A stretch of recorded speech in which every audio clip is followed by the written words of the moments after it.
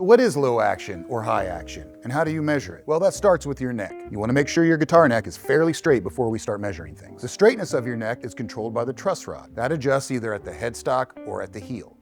Your neck could have a back bow. That's a bad thing. It can result in a pretty unplayable guitar. You may have a lot of buzz in the first 3 to 5 frets where you're hitting the fret ahead of where you're fretting.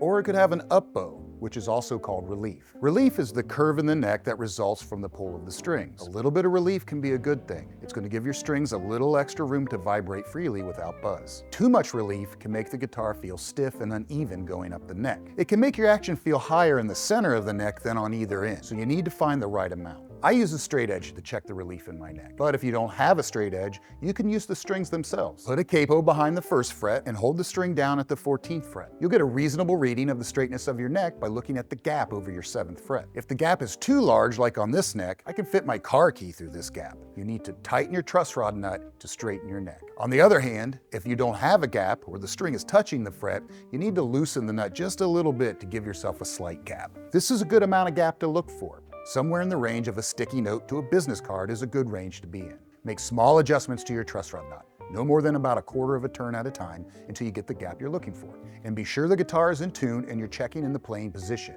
Tension and gravity matter. Just remember, left to loosen the nut and give yourself some relief, right to tighten the nut and straighten the neck.